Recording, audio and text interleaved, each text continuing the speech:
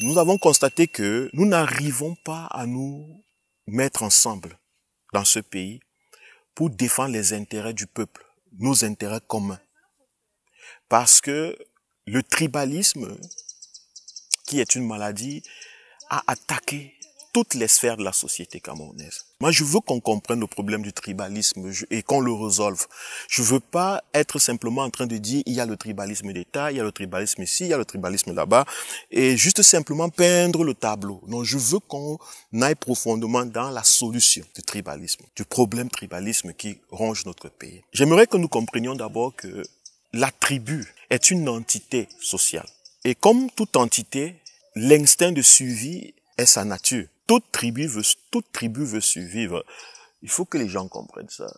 Toute tribu veut survivre. Toute tribu veut continuer. Elle veut exister à toujours. C'est instinctif.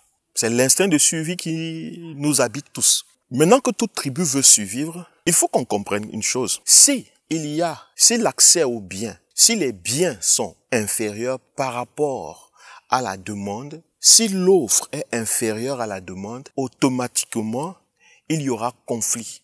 Les gens vont trouver les moyens, les voies et moyens pour s'accaparer de l'offre. Je prends l'exemple. Prenez chaque tribu au Cameroun comme étant une personne. Donc chaque tribu comme étant une personne. Et vous mettez au milieu, vous imaginez le gâteau Cameroun comme étant le pain. Si il y a 10 tribus et qu'il n'y a qu'un seul pain à partager, je vous assure que il y aura conflit entre ces tribus pour s'accaparer la plus grande part du pain. Vous pourrez avoir des moralités, vous pourrez dire oui, non, on peut couper le pain, chacun, et on peut se partager le pain, chacun un peu.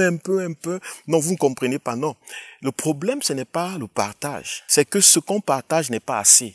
Le problème n'est pas le fait de partager. Non, au Cameroun, naturellement, les Camerounais se partagent au Cameroun. Ce qu'ils reçoivent de ce partage n'est pas assez. Et comme ce n'est pas assez, comme ils ne sont pas rassasiés, alors des idées perverses commencent à naître dans l'esprit de ces entités tribales, ça veut dire que de ces tribus. Comment faire pour s'accaparer du maximum de pain, de la part du pain, pour être sûr qu'on pourra manger à sa satiété? C'est de ça qu'il est question. Le tribalisme au Cameroun, la sensation de ne pas avoir sa part, de ne pas être satisfait de que les tribus vivent, et cette façon de s'accaparer des biens du Cameroun de certaines tribus par rapport aux autres naît du fait qu'il n'y a pas assez, on n'a pas assez produit, l'État camerounais n'a pas assez produit de richesses, ou n'a pas assez permis la production des richesses. Il n'y a pas assez d'eau pour tout le monde.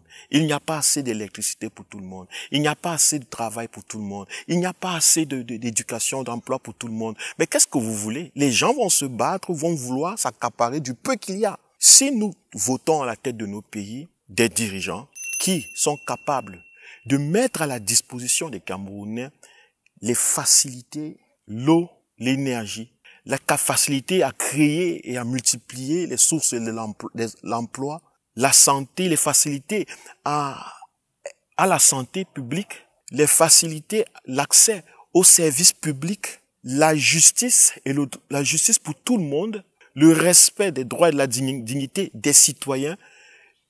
Ce que vous appelez tribalisme va disparaître. En fait, le tribalisme d'aujourd'hui, c'est la conséquence de l'échec du régime de M. Biya, qui essaye de trouver une excuse en mettant dans la tête de beaucoup d'entre nous que si nous souffrons, c'est parce que les autres existent. Si nous n'avons pas, c'est parce que les autres prennent tout. Alors, dans cet état d'esprit, nous allons passer le temps à nous battre les uns les autres, et ceux qui profitent de ça resteront pendant plus de 42 ans, comme ils l'ont fait jusqu'aujourd'hui, au pouvoir. Et nous allons continuer tous à souffrir. Nous allons passer les TikTok des heures et des heures à parler du tribalisme, à accuser le tribalisme d'État, à pointer le tribalisme au quartier, à pointer ceci, cela.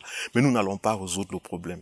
La solution, selon, à mon avis, du tribalisme, c'est la mise à la tête, le choix à la tête des dirigeants du pays, des dirigeants capables de créer un maximum de richesse ou de permettre la création d'un maximum de richesse. Comme je le répète par l'exemple, si nous sommes 10 et qu'il n'y a qu'un pain, on va couper un pain en 10 et chacun aura une petite part. Mais la petite part que chacun aura ne suffit pas.